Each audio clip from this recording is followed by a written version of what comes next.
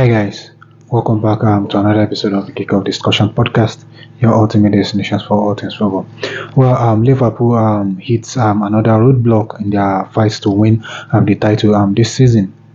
The chance of winning is becoming slimmer after an underwhelming performance against West Ham. They drew 2-2 at the London Stadium this afternoon, which dealt a much bigger blow to their title chance. The question is their title race over? I guess we'll find out very soon.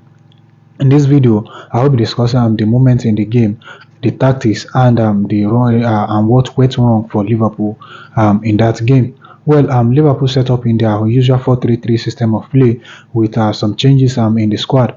Kwanzaa returned into the center of the defense, while Wataru Endo also returned into the lineup alongside Gravenberch and McAllister in the midfield, while Luis Gappo and Avi Elliott completed the front three. They stuck to their strategy from last game against Everton, using Alexander Arnold as a wild card. He drifted off into the midfield to create an overload alongside Wataru Endo to control the game from the midfield. However, their dominance didn't do them any good as they couldn't keep their defense tight as possible to repel West Ham's attacking threats. And as for West Ham, they set up in a 4-2-3-1 system of play with Zuma, Sufal, Ogbonna, and Emerson as the back four, while Suchek and Alvarez play as the holding midfielder. Then Paqueta, Kudus, and Jarrod Bowen played in the attacking midfield roles, while Mikel Antonio led the line. First thing first, let us look at the stats. From the stats, we could see that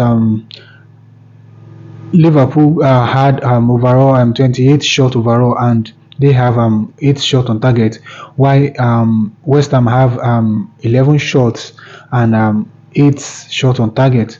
Liverpool have the majority of the possession with 72%, while Liverpool have the least with 28%. Liverpool have 8 corners in the game, while West Ham have only 4 corners. Well, as usual, Liverpool were at the front foot with the amount of ball possession and chances created. However, they couldn't put the majority of their chances on target, and they managed to have the same shot on target as West Ham, who have less overall shots. They have not been good defensively in recent times, which has been their major flaw in this title run. With the numbers in the stats, they should have been able to win the game convincingly. But football is more than just about stats. It's about taking your chances, and if you do not, you get punished for it. Now let's take a look at the key moment in the game. Well, West Ham got the first goal of the game from a corner. Jarrod Bowen got the best of Liverpool's defense to put West Ham in front from a header inside the 6-yard box. And in the second half, Liverpool controlled the game from the start, and they equalized in the 48th minute from a goal by Robertson. I think that goal was a difficult one for any goalkeeper because he was surrounded by 3 West Ham players who couldn't prevent him from shooting, and the goalkeeper couldn't react on time because he couldn't see the flight of the ball on time. And in the 65th minute, Liverpool scored from an own goal by Areola. The goal came from a corner. They couldn't clear the ball out, and the ball fell in front of Gappo, who at the back post, who was unmarked, and his shot deflected into 3 West Ham players before touching Areola into the net. Liverpool lost the control of the game after the introduction of Ward-Prowse because they were in control of the game, especially from the start of the second half. And in the 77th minute, West Ham equalized from an header by Mikel Antonio. I think Liverpool's defense has been so porous in recent times, and they have struggled to keep out threats, especially in the air.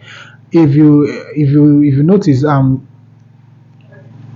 West Ham only have 4 corners, and they converted 1 out of 4, and Liverpool had 8 corners and they couldn't convert any.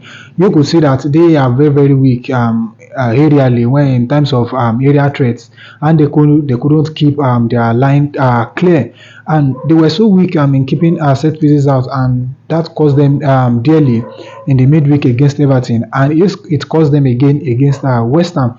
The 2 goals that was considered was the set pieces, and That's total four of set pieces conceded in a week. For me, that performance wasn't good enough in my own opinion, especially for a team fighting to win the EPL title.